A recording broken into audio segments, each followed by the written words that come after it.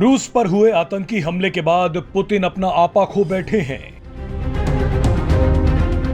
Islamic आतंकियों को Moscow हमले का जिम्मेदार बताते हुए पुतिन ने यूक्रेन पर भी मिसाइलों की बौछार कर दी है।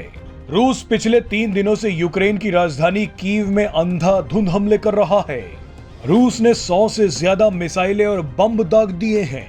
अब रूस के ताबड़तोड़ हमलों के बीच यूक्रेन भारत का नाम ले लेकर रो रहा है। यूक्रेन के विदेश मंत्री ने भारत के लोगों के लिए एक इमोशनल वीडियो बनाई है। मजे की बात देखिए कि कुछ समय पहले मां काली का अपमान करने वाला यूक्रेन अचानक होली की बधाइयां दे रहा है, गांधी जी को याद कर रहा है।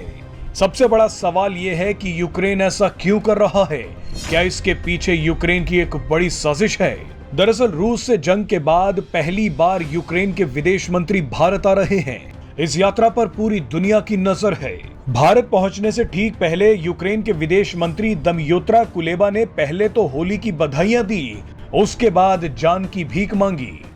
हैप्पी होली, होली की शुभकामनाएं। अपनी जान बचाने के लिए यूक्रेन पहले ही पीएम मोदी को महाभारत और गीता की कस्में दे चुका है, लेकिन इस बार यूक्रेन गांधी जी की बातें करने लगा है। Standing here in Kiev, in front of Mahatma Gandhi's monument.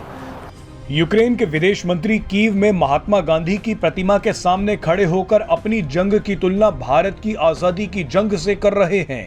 Ukraine की बेवकूफी देखिए कि वो लगातार रूस पर हमले करने के लिए पश्चिमी देशों से हथियार ले रहा है, लेकिन आंखों में आंसू लाकर याद गांधी जी को कर रहा है।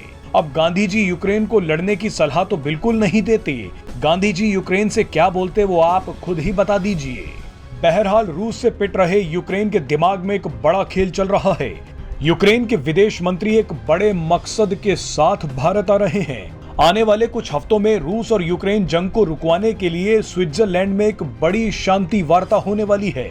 वैसे ये शांति वार्ता भी एक बड़े ढोंग के अलावा और कुछ नहीं है, लेकिन फिर भी दुनिया भर के देश जंग रुकवाने के लिए स्विट्जरलैंड में इकट्ठा होंगे। यूक्रेन चाहता है कि उस शांति वार्ता में भारत उसका साथ दे। भारत उस शांति वार्ता में यूक्रेन की मदद का आश्वासन दे। यूक्रेन चाहता है कि भारत रूस से दूरी बना ले। कुछ दिन पहले यूक्रेन के राष्ट्रपति व्लादिमीर ज़ेलेंस्की ने खुद कहा था कि वो इस शांति वार्ता में पीएम मोदी से काफी उम्मीदें लगाए हुए हैं, लेकिन यूक्रेन जितनी चालाकी दिखा रहा है, भारत उससे 10 कदम आगे है। यूक्रेन को पता होना चाहिए कि दुनिया चाहे जितनी मर्जी ताकत लगा ले, लेकिन वो भारत और रूस के बीच दरार पैदा नहीं कर पाएगी। लेकिन इसके बावजूद भारत पर इमोशनल दबाव बनाने के लिए यूक्रेन के विदेश मंत्री आ रहे हैं। वो अपने साथ विदेशी मीडिया की पूरी आर्मी लेकर आएंगे। विदेशी मीडिया भारत आकर ज्ञान देगी कि भारत यूक्रेन का साथ नहीं दे रहा।